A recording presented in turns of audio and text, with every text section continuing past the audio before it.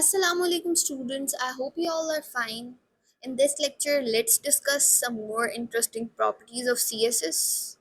आज के लेक्चर में हमने बेसिकली टेक्स्ट एडिटिंग के बारे में देखना है कि टेक्स्ट एडिटिंग हम कैसे कर सकते हैं, टेक्स्ट की अलाइनमेंट, टेक्स्ट की डेकोरेशन, फॉन्ट का वेट, फॉन्ट फैमिली यानी फॉन्ट टाइप हम कैसे सिलेक्ट करेंगे। फॉन्ट फैमिली का मैंने आपको बताया था। सेरिफ्स एंड सैंस सेरिफ। अच्छा, ये आपको ये क्लासिक दो फॉन्ट्स की टाइप्स होते हैं। सेरिफ जो है ना वो कुछ ऐसे वर्ड्स, फॉर एग्जांपल अगर मैं एलिमेंट लिखती हूँ, वे तो मैंने अपनी राइटिंग में लिखे है, लेकिन अगर इसके जो कॉर्नर्स है ना वो इस तरह वेवी से हो, कर्व से कॉर्नर्स हो, जैसे शादी के कार्डों पे जो है वो फॉन्ट यूज हुआ होता है, ये इसका मतलब स्टाइलिश से इसका कॉर्नर हो, स्टाइलिश सा फॉन्ट हमें दिख रहा हो, इस तरह से मैं लिखूं। अब यहाँ पे मैंने पिक्चर नहीं ऐड की, मैं गूगल पे जाके आपको दिखाती हूँ। तो इसको कहेंगे सेरिफ, जिसके स्टाइलिश से कॉर्नर्स हो। और सैंस सेरिफ सिंपल, जैसे अब टाइम्स न्यू रोमन जो है ना वो सैंस सेरिफ की कैटेगरी में आता है। एरियल जो है फॉन्ट टाइप वो सैंस सेरिफ की कैटेगरी में आता है। मतलब सिंपल जैसे मैंने ये एलिमेंट लिखा हुआ है तो ये सैंस सेरिफ है, इसमें कोई कर्व्ड कॉर्नर, कोई स्टाइलिशनेस नहीं हमें नजर आ रही। ठीक है, तो ये दो मेन कैटेगरीज होती हैं फॉन्ट्स की। ये मैं गूगल पे भी आपको सर्च करके दिखा देती हूँ। Serif versus sans serif। ये देखें, सेरिफ में क्या है, कर्व्ड कॉर्नर्स हैं। अच्छा सॉरी, मैंने एक चीज गलत बोल दी है, जो टाइम्स न्यू रोमन है ना उसमें भी थोड़े बहुत कर्व्ड कॉर्नर्स होते हैं। तो वो सेरिफ सैन सेरिफ उसको हम एग्जैक्ट नहीं कह सकते। अब वो एग्जैक्टली सेरिफ भी नहीं, सेरिफ में हमारे पास कुछ ज़्यादा ही कर्व्ड कॉर्नर्स होते हैं, लेकिन वो एक बैलेंस्ड सा टेक्स्ट है, एक बैलेंस्ड फॉन्ट है। सैन सेरिफ वो सेरिफ के दरमियान। तो देखें सेरिफ में इस तरह कॉर्नर्स जो हैं वो कर्व हैं, और सैन सेरिफ बिल्कुल सिंपल सा है। तो इस तरह से ये दोनों फॉन्ट्स दिखते हैं। अब हम ये सी एस एस की प्रॉपर्टीज डिफाइन कर लेते हैं, डिस्कस कर लेते हैं। सी एस एस सिलेक्टर्स हम लास्ट लेक्चर में पढ़ चुके हैं, किस तरह से एच टी एम एल के डिफरेंट क्लासेस, एलिमेंट्स, आई डीज को हम सेपरेटली जो है ना वो सिलेक्ट करके उन पे सी एस एस की प्रॉपर्टीज अप्लाई कर सकते हैं। फर्स्ट जो हमारी चीज़ है वो है, पहले हम एच टी एम एल में अभी मैंने खाली कर दी थी दोबारा पूरी वेबसाइट को। पूरे वेबसाइट को मैंने खाली कर दिया था, तो यहाँ पे मैं कुछ लिख देती हूँ, एक हेडिंग लिख देती हूँ, advanced C S S styling. और मैं यहाँ पे ना एक लंबा सा, मैं यहाँ से कोई टेक्स्ट उठा देती हूँ, कोई भी रैंडम टेक्स्ट हो, ये पूरा पैराग्राफ उठा देती हूँ, कॉपी कर लेती हूँ और ये एक पैराग्राफ में डाल देती हूँ। ठीक है, ये पूरा जो है ना आगे तक जा रहा है। अब पैराग्राफ को अगर मैंने स्टाइल करना है, ये मैं इसको वेबसाइट पे देखती हूँ किस तरह मुझे लिखा हुआ दिखाई दे रहा है। ये देखिए, जो ऑटोमेटिक होता है ना, ऑटोमेटिक जो स्टाइलिंग होती है ब्राउजर में, ऑटोमेटिक जो टेक्स्ट अलाइनमेंट होती है वो राइट साइड की, वो लेफ्ट साइड की होती है, सॉरी। क्यों? क्योंकि आपको पता है ना इंग्लिश जो है वो लेफ्ट टू राइट लिखी जाती है। इस तरह यहाँ से मैं लिखना स्टार्ट करूँगी, पेज के लेफ्ट से लिखी जाती है। उर्दू का आपको पता है कि उर्दू भी जो है, उर्दू लेफ्ट से नहीं लिखी जाती, राइट से लिखी जाती है। फॉर एग्जाम्पल अगर मैं उर्दू लिखती हूँ तो मैं यहाँ से लिखना स्टार्ट करूँगी, ऐसे ऐसे।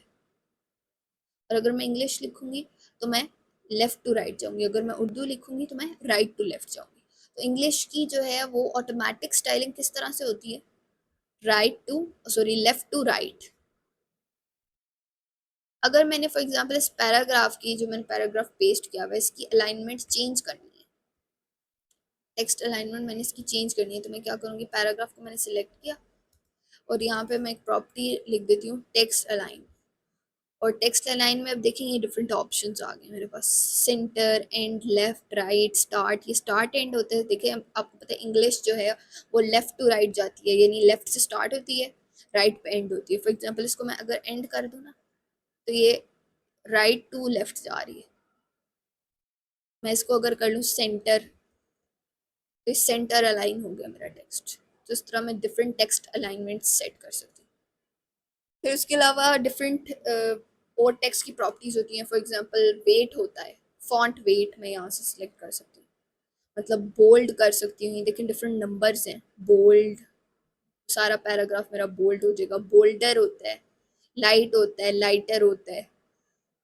ये इधर डिफरेंट आपको नंबर्स नज़र आ रहे हैं। देखें वीएस कोड में जो है ना ऑटोमेटिक हमें चीज़ें नज़र आ रही होती हैं, ऑटो फिल हो रही होती हैं चीज़ें। जैसे ही मैंने फॉन्ट वेट को यहाँ पे लिखा था, फिर आगे सेमी कॉलन लगाया, तो ये देखिए मुझे डिफरेंट ऑप्शन शो हो रहे थे। फॉर एग्जांपल मैं इसको 400 कर लेती हूँ तो इसका वेट 400 हो जाएगा। फॉर एग्जांपल मैं इसका 800 वेट कर लेती हूँ, तो अब ये बोल्ड हो गया। मैं इसको लाइटर कर देती हूँ तो मुझे लाइट शो होगा। ओके, फिर इसके बाद टेक्स्ट डेकोरेशन होती है एक प्रॉपर्टी।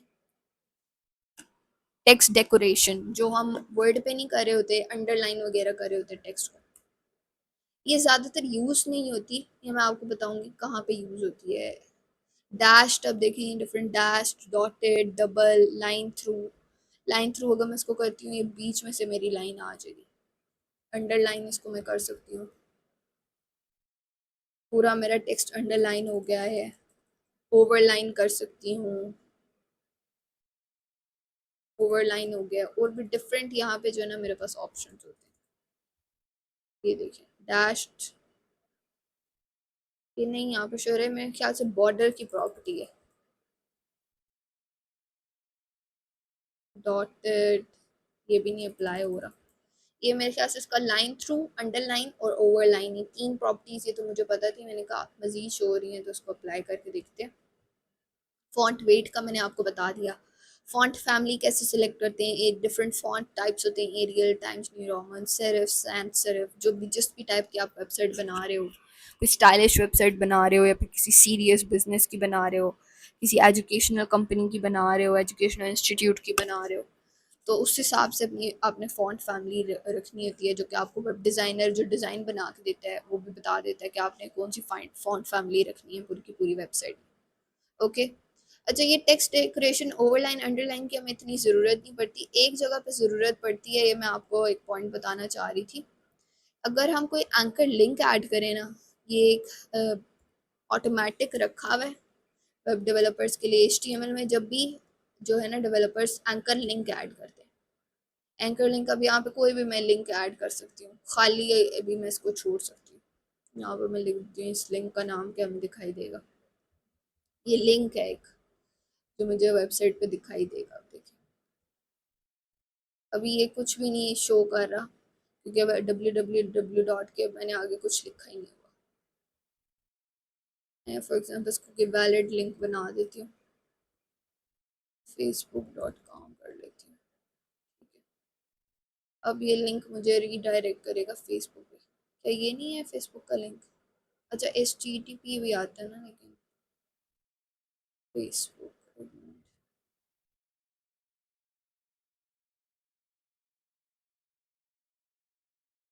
चलें फेसबुक को छोड़ें, हम जो है वो गूगल का ही कर लेते हैं। यहाँ पे HTTP में लगा के देखती हूँ या फिर यही वाला लिंक पेस्ट कर लेती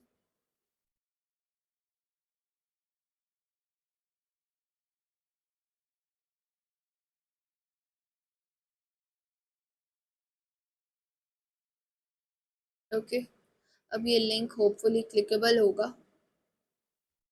ये हमारा मकसद तो नहीं है वैसे, ये सारी चीज़ें में HTML में ये क्यों ऐसे हो रहा है, अपडेट हुआ है कि नहीं,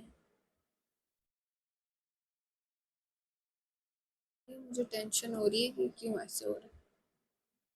इसको बस सही हो गया। अब हम गूगल पे रीडायरेक्ट हो रहे हैं।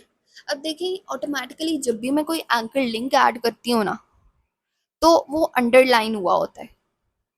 तो अगर मैंने इस अंडरलाइन को हटाना है तो मैं क्या करूँगी, एंकर लिंक की टेक्स्ट डेकोरेशन यहाँ से कर लूँगी। कि मैं कोई टेक्स्ट डेकोरेशन देखती पैराग्राफ की, मैं यहाँ पे एंकर लिंक की टेक्स्ट डेकोरेशन कर लेती हूँ नन, यानी ना वो अंडरलाइन हो, ना वो ओवरलाइन हो, ना वो लाइन थ्रू हो। देखिए यहाँ पे अंडरलाइन हट गई। तो अक्सर जो है ना हम वेबसाइट्स में इस तरह एंकर लिंक्स, जितने भी एंकर लिंक्स हैं ना उनकी टेक्स्ट डेकोरेशन नन कर रहे होते हैं। तो इसका भी यूज़ है, ऐसा नहीं है कि टेक्स्ट डेकोरेशन वाले जो प्रॉपर्टी है उसका कोई यूज़ ही नहीं है। नाउ फर्दर प्रॉपर्टीज हम डिस्कस कर लेते हैं। यूनिट्स होते हैं सीएसएस में, डिफरेंट फॉन्ट साइज के यूनिट्स होते हैं, मतलब लेंथ के डिफरेंट यूनिट्स होते हैं। अब टू टाइप्स ऑफ यूनिट्स होते हैं, एब्सोलूट और रिलेटिव। रिलेटिव जो है ना वो किसी हिसाब से रखे होते हैं, पेरेंट एलिमेंट के हिसाब से रखे हो सकते हैं, उसी एलिमेंट के अपने हिसाब से रखे हो सकते हैं। तो रिलेटिव यूनिट्स अक्सर हमारी रिस्पॉन्सिवनेस में मदद करते हैं। रिस्पॉन्सिवनेस का मैं आपको बता चुकी हूँ कि एक वेबसाइट हर स्क्रीन साइज पे हमें अच्छी दिखे, ये हम डिसाइड करते हैं रिस्पॉन्सिवनेस से, कि कोई वेबसाइट रिस्पॉन्सिव है, इसका ये मतलब है वो हर स्क्रीन पे अच्छी दिखेगी। और जो वेबसाइट रिस्पॉन्सिव नहीं होती वो डिफरेंट स्क्रीन साइजेस पे कोलैप्स कर जाती है, उनके एलिमेंट्स जो है ना वो छोटे बड़े हो जाते हैं, अच्छे नहीं दिखते, बुरे दिखना शुरू हो जाते हैं। ओके, अब हम एब्सोल्यूट यूनिट्स डिस्कस कर लेते हैं। पिक्सल ज़्यादातर यूज़ हो रहा होता है एब्सोल्यूट यूनिट्स में। हम इमेजेस का साइज़ भी आप याद करो कि HTML में जब हमने इमेजेस वगैरह डाली थी, वीडियोस डाली थी, तो पिक्सल में मैंने साइज़ लिखा था 100 पिक्सल, 500 पिक्सल, 800 पिक्सल, विड्थ और हाइट उसकी लिखी हुई थी। तो आप इसको रिलेट करने के लिए ये याद कर सकते हो कि 900 पिक्सल या फिर या अप्रॉक्सीमेटली 900 पिक्सल 100 पिक्सल ही है ना, तो 100 पिक्सल इक्वल होता है 1 इंच के। 1 इंच आपको पता है कितना होता है, तकरीबन यहाँ से लेके यहाँ तक 1 इंच होता है, या आप स्केल से मेजर कर सकते हो। मतलब इंच हमारे दिमाग में, क्योंकि हम बचपन से एक स्केल देखते आ रहे हैं, तो हमें तुम्हारे दिमाग में एक आइडिया है कि इंच कितना होता है, लेकिन पिक्सल का हमें आइडिया नहीं है। तो इस वजह से ये कन्वर्जन फैक्टर्स है कि एक कन्वर्जन फैक्टर है कि 96 pixel is equal to 1 inch, और approximately 100 pixel is equal to 1 inch. Okay, font size, line height, text transform, अब ये तीन प्रॉपर्टीज हम डिस्कस कर लेते हैं। फॉर एग्जाम्पल एंकर लिंक का मैं करती हूँ फॉन्ट साइज 100 पिक्सल, तो कैसा मुझे दिखेगा अपना लिंक, ये दिखे पूरा। इसकी जो फॉन्ट साइज है ना वो तकरीबन 1 इंच जितना हो गया। इसको मैं कर लेती हूँ 10 पिक्सल, तो कितना छोटा हो गया। इसको मैं कर देती हूँ 50 पिक्सल, इसको मैं कर देती हूँ 600 पिक्सल, तो पूरा मुझे नज़र ही नहीं आ रहा, 60 पिक्सल।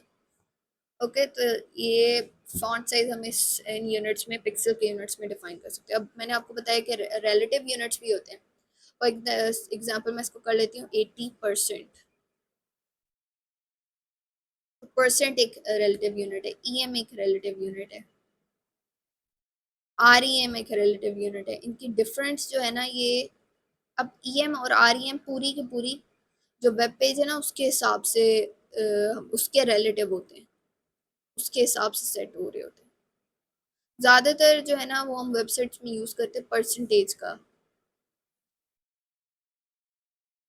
का जो है ना रिलेटिव यूनिट यूज़ करते हैं। रिलेटिव यूनिट्स को मज़ीद डिस्कस करेंगे फर्दर लेक्चर्स में। अभी मेन आप एब्सोल्यूट यूनिट्स को याद रखें, ठीक है। ये थोड़ा सा कंफ्यूजिंग हो जाएगा जब हम एडवांस सीएसएस प्रॉपर्टीज देख रहे होंगे, तब हम रिलेटिव यूनिट्स को डिस्कस करेंगे। अब लाइन हाइट होती है। अब देखें, एक फॉन्ट हमारे पास हमें नज़र आ रहा है और एक वो लाइन है जिसमें फॉन्ट पड़ा हुआ है, एक हमारा टेक्स्ट एग्जिस्ट कर रहा है उस लाइन में। ये हम जो है ना गूगल डेवलपर टूल्स से देख सकते हैं। इस वेबसाइट को मैं इंस्पेक्ट करती हूँ। अब देखें यहाँ पे जो है ये जो लिंक है इसको,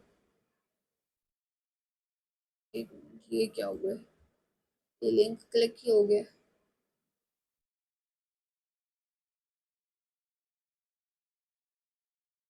अब देखें ये जो लिंक है, ये मुझे ये जो नज़र आ रहा है ना, जो एरिया मुझे ब्लू हुआ नज़र आ रहा है, ये है मेरे पास बेसिकली लाइन। तो मैं लाइन हाइट चेंज कर सकती हूँ, उससे फॉन्ट साइज तो चेंज नहीं रहेगा, फॉन्ट सेम ही रहेगा, लेकिन लाइन हाइट जो है ना वो चेंज हो जाएगी। लाइन हाइट में इसकी कर लेती हूँ 200 पिक्सल। तो अब देखिए फॉन्ट साइज उतना 100 पिक्सल ही है, लेकिन ऊपर और नीचे से 50-50 पिक्सल जो लाइन है ना वो हमारे पास 200 पिक्सल की होगी। फॉर एग्जांपल लाइन और फॉन्ट साइज में सेम रखती हूँ, ज़्यादातर मैं ऐसे ही कर रहे होते हैं, लाइन और फॉन्ट साइज सेम रख लेते हैं, तो ऊपर से अब कोई स्पेस खाली नहीं है। अब फॉन्ट साइज में छोटा कर लेती हूँ 50 पिक्सल, लेकिन ऊपर से स्पेस खाली है। अब मैं लाइन हाइट और फॉन्ट साइज सेम कर लेती हूँ, तो अब देखें ऊपर से स्पेस खाली नहीं है। ये देखें बॉक्स मॉडल इसके बाद आ रहा है, उसमें हम गूगल डेवलपर टूल्स की ना काफ़ी ज़्यादा यूज़ करेंगे। ठीक है, okay. Font size, line height, ये आपको समझ आ चुकी होगी। टेक्स्ट ट्रांसफॉर्म, अब हम टेक्स्ट को डिफरेंट केस में ट्रांसफॉर्म कर सकते हैं। अपर केस कर सकते हैं, लोअर केस कर सकते हैं, कैपिटलाइज कर सकते हैं, या फिर उसको नॉर्मल रहने दे सकते हैं। नॉर्मल मतलब वो ग्रामर के अकॉर्डिंग है, जैसा लिखा हुआ है वैसे ही शो हो रहा है वेबसाइट में। ओके, फॉर एग्जाम्पल यहाँ पे मैं इसको कर लेती हूँ टेक्स्ट ट्रांसफॉर्म, उसको मैं कर लेती हूँ कैपिटलाइज, तो मेरे पास पूरा जो है ना वो कैपिटलाइज हो गया। अब देखिए पूरा कैपिटलाइज नहीं हुआ, सिर्फ पहला कैपिटलाइज हुआ, पहला वर्ड कैपिटलाइज हुआ। तो मैं इसको अपर केस करती हूँ, दोनों में फर्क है, तो ये पूरे का पूरा अपर केस हो गया।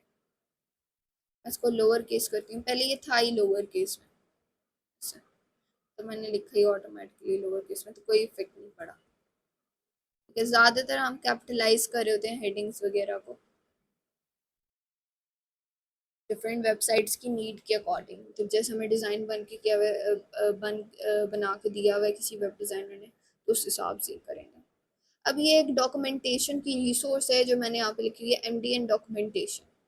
अब इसका ये है कि फॉर एग्जांपल आपने कोई भी CSS प्रॉपर्टी सीखनी है ना, तो आप MDN लिखो। ये मोस्ट क्या कहते हैं इसको, फायरफॉक्स जो हमारे पास एक ब्राउज़र है, मोजिला, मोजिला के डेवलपर्स ने ये एक वेबसाइट बनाई हुई है जिसके थ्रू आप डिफरेंट CSS प्रॉपर्टी सीख सकते हो, किसी भी लैंग्वेज की डिफरेंट जो है ना वो एलिमेंट्स को सीख सकते हो।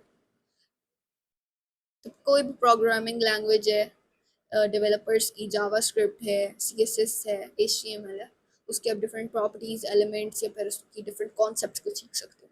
तो आपने क्या लिखना है, MDN लिखना है, और फिर उसके बाद जो भी कॉन्सेप्ट आपने सीखना है उसका लिख दो।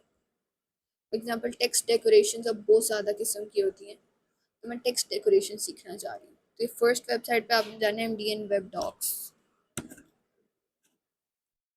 इसमें आपने जाना है और ये आपको डिफरेंट टेक्स्ट डेकोरेशन शो हो जाएंगे। Underline, dotted, green, wavy underline, ये भी एक किस्म की टेक्स्ट डेकोरेशन होती है कि किसी भी जो भी पैराग्राफ है, जो भी टेक्स्ट है, उसके नीचे ग्रीन वेवी अंडरलाइन आ जाए। इसको मैं कॉपी पेस्ट करती हूँ अपने में, लिंक के नीचे मैं ग्रीन वेवी अंडरलाइन अगर लाना चाह रही हूँ। अब देखते हैं कैसी दिख रही है। ये देखें, ग्रीन वेवी सी अंडरलाइन आ गई। तो इस तरह से आप डिफरेंट चीज़ों को सीख सकते हैं। देखें यहाँ पे डिफरेंट ऑप्शंस शो हो रहे हैं, यहाँ पे आप सर्च कर सकते हैं अगर आपने कोई भी प्रॉपर्टी सीखनी है CSS की। ये देखें यहाँ पे कितनी ज़्यादा प्रॉपर्टीज़ हैं CSS की। एनिमेशंस, बैकग्राउंड डालना है, बॉर्डर डालना है, box model, colours, columns, containment, containers डालने हैं, डिस्प्ले, फिल्टर इफेक्ट्स डालने हैं, फ्लेक्स बॉक्स यूज़ करने हैं, फॉन्ट्स, ग्रिड, इमेजेस। तो ये डिफरेंट बहुत ज़्यादा CSS एक पूरा समंदर है।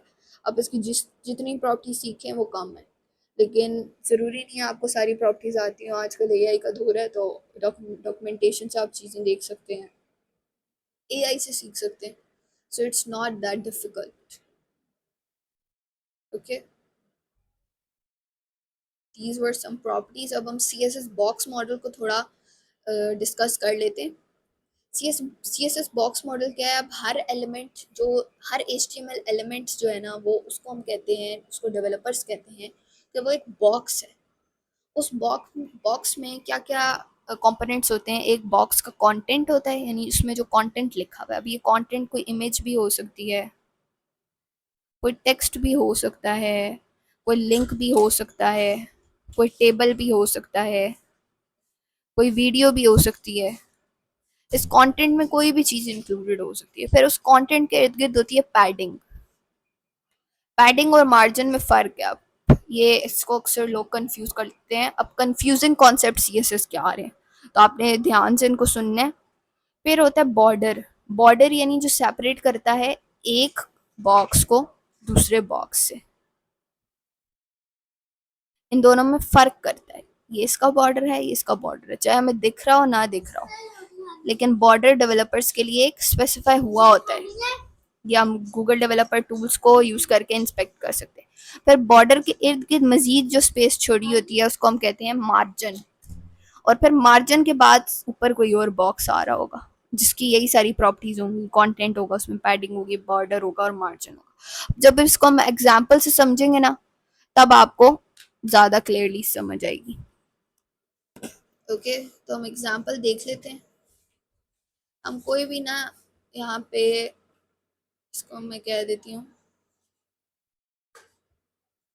बॉक्स मॉडल हम स्टडी करने जा रहे हैं अब।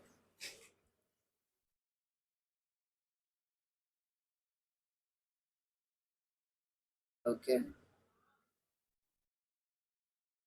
अब क्या होता है कि मैं एक div बना लेती हूँ, छोटी से कोई कंटेंट लिखती हूँ और उसकी divs बना लेती हूँ। ये एक div है, ये दूसरी div है, बल्कि इसी को मैं पेस्ट करती जाऊंगी। लिख लेती हूँ इसमें पैराग्राफ लिख लेती हूँ इस div में कि दिस इज अ बॉक्स, और फिर इसी div को मैं कंट्रोल सी कंट्रोल वी काफ़ी ज़्यादा पार्ट्स बना देती हूँ इसके। मैं वेबसाइट पे देखती हूँ इसे किस तरह से शो हो रहा है। ये देखिए, अब क्या हुआ है, पैराग्राफ्स को मैंने सेंटर अलाइन किया हुआ है, तो CSS पहले से इस पे अप्लाई हुई है। सारी CSS जो है ना मैं हटा देती हूँ। देखिए मुझे कैसे दिख रही है ये वेबसाइट, सिंपली राइट अलाइन हुई हुई, सॉरी लेफ्ट अलाइन हुई हुई। अब मैं क्या कर लेती हूँ, ये सारी डिव्स हैं, इनके मैं डिफरेंट क्लासेस दे देती हूँ। इसको कोई क्लास नहीं देती, बल्कि हर एक डिव को ना मैं कोई ना कोई क्लास असाइन कर लेती हूँ। इसको मैं दे देती हूँ कि इसकी क्लास A है, इसकी क्लास जो है वो B है, ये जो तीसरी वाली डिव है इसकी क्लास C है, इसकी क्लास D है।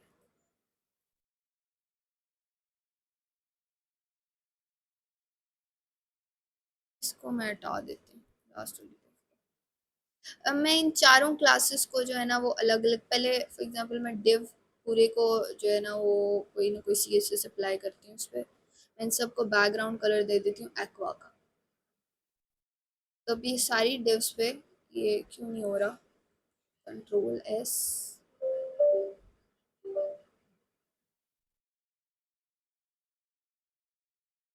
ये क्या हो रहा है। अब ये देखिए सारी डिव्स पे मेरे पास बैकग्राउंड कलर एक्वा आ गए। अब मैंने बॉक्स बनाना है, फॉर एग्जांपल मैं डिव्स को बॉक्स बना रही हूँ, तो मैं इन सब की कोई ना कोई विड्थ और हाइट रख लूँगी। मैं फॉर एग्जांपल इसकी विड्थ रख लेती हूँ 200 पिक्सल, सब की सब, सॉरी ऐसे नहीं रखते, कॉलन यूज करते हैं, 200 पिक्सल। और हाइट इन सारी डिव्स की रख लेती हूँ 500 पिक्सल फॉर एग्जांपल। ये तो बहुत ज़्यादा हो गया, 300 पिक्सल रख लेते हैं।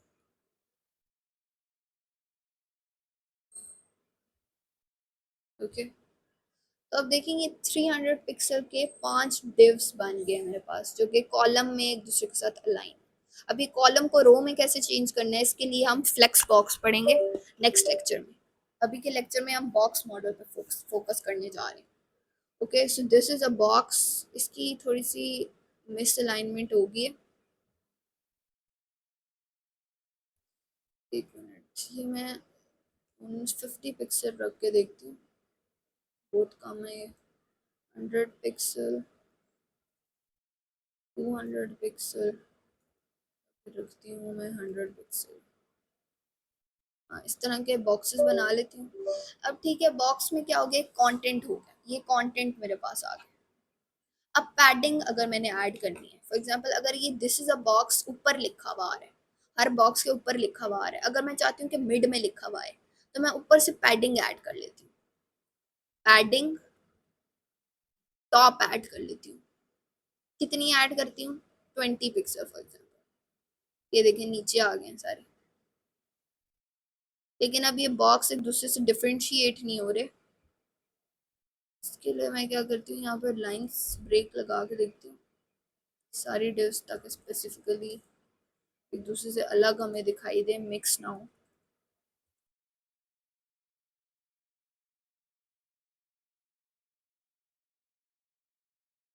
ये टेक्निक्स आपको आएंगी तभी आप आइडेंटिफाई कर सकेंगे। अब इन सारे बॉक्सेस को अलग अलग तब आप कर सकेंगे जब आपको लाइन ब्रेक का पता होगा। ओके, अब पैडिंग का देखें, यहाँ से आप कॉन्सेप्ट, इस जब भी आपको कंफ्यूजन हो ना बॉक्स मॉडल में, आपने इस ग्राफ की तरफ जाना है, इस सॉरी इस ग्राफ नहीं, इस पिक्चर की तरफ जाना है, इस ग्राफिक की तरफ जाना है वापस। कंटेंट बीच में मेरा दिस इज अ बॉक्स बीच में लिखा हुआ है, अब मैंने उसके ऊपर से पैडिंग ऐड करनी है, यानी खाली स्पेस। बॉर्डर अब क्या है, यहाँ पे मैंने बॉर्डर स्पेसिफाई तो नहीं किया हुआ, लेकिन ये देखें, ये जो इसका बाउंड्री है ना, यही बेसिकली बॉर्डर है। अब यहाँ पे मैं ब्लैक लाइन लगा सकती हूँ, इस बॉर्डर का वेट डिसाइड कर सकती हूँ, इसका रेडियस डिसाइड कर सकती हूँ, और फिर बाहर से मैं मार्जिन भी लगा सकती हूँ। एक बॉक्स को दूसरे बॉक्स से अलग करने के लिए मैं मार्जिन भी लगा सकती हूँ। अब देखें, मैं चाहती हूँ ये दिस इज अ बॉक्स बिल्कुल मिड में आए, और ये देखें यहाँ से जो है ना इस वाले बॉर्डर के करीब है और इस वाले बॉर्डर से दूर है, लेफ्ट के करीब है और राइट से दूर है, तो यहाँ से भी मैं थोड़ी सी पैडिंग ऐड कर लेती हूँ। ठीक है, मैं क्या करती हूँ कि यहाँ से भी पैडिंग ऐड कर लेती हूँ। पैडिंग ये वाली साइड क्या होगी हमारे पास, लेफ्ट, लेफ्ट से मैं पैडिंग ऐड करी हूँ कितनी, 5 पिक्सल फॉर एग्जाम्पल। तब देखें थोड़ा सा आगे चला गया, हम थोड़ा सा और चाहते हैं इसको आगे जाना, 7 पिक्सल कर लेते हैं, और यहाँ से इसको 30 पिक्सल कर लेते हैं, या फिर 40 कर लेते हैं, चलो ओके। तो ये परफेक्टली सेंटर अलाइन हो चुका है। अब देखिए, इसको करने का अलग से मैं लिख रही हूँ, padding top, padding left, padding bottom लिखूंगी, फिर पैडिंग राइट लिखूंगी। तो इसको करने का ना एक आसान तरीका होता है, ये आपने याद रखना कि मैं पैडिंग सिंपली पैडिंग लिखूं, कॉलन लगाऊं, और ये क्लॉकवाइज फिर चलेगा। यानी सबसे पहले मैं इस जगह की पैडिंग डिसाइड कर लूं, टॉप की, फिर राइट की, फिर बॉटम की, और फिर लेफ्ट की, क्लॉकवाइज जो है ना मैं सारी पैडिंग्स जो है ना वो डिसाइड करूँ, पिक्सल्स में लिख दूँ। ये देखिए यहाँ पे मैंने ये बताया हुआ, top right bottom left, TRB left, ये हम चारों चीज़ें जो है ना वो एक साथ डिसाइड कर सकते हैं। देखें यहाँ पे मैं करती हूँ आपके सामने, पैडिंग में क्या करूँ, टॉप से 40 दो, 40 पिक्सल दो, फिर स्पेस दे के राइट से फॉर एग्जांपल 0 पिक्सल दो, फिर स्पेस दे के बॉटम से फॉर एग्जांपल 0 पिक्सल दो, और फिर लेफ्ट की दे दो 7 पिक्सल। तो अब मैं वेबसाइट पे देखती हूँ, ये उसी तरह से इसको मैं रिमूव कर लेती हूँ, तो देखें ये वैसे ही शो है। टॉप से 40 पिक्सल दी, फिर राइट से कोई पैडिंग नहीं दी, बॉटम से कोई पैडिंग नहीं दी, और यहाँ पे लेफ्ट से 7 पिक्सल दे दी। इसी तरह से बॉर्डर में भी मैं डिसाइड कर सकती हूँ। बॉर्डर की 3 प्रॉपर्टीज होती हैं, विड्थ, कलर और स्टाइल। फॉर एग्जांपल बॉर्डर की विड्थ मैं कहती हूँ कि यहाँ पे 2 पिक्सल का बॉर्डर लगा लो, 2 पिक्सल का बॉर्डर लगा लो, वो ब्लैक कलर का पहले, लेकिन पहले कलर नहीं लिखते, पहले स्टाइल लिखते हैं, सॉलिड बॉर्डर हो, सॉलिड डैश्ड, और कलर उसका क्या हो, रेड कलर का फॉर एग्जांपल बॉर्डर।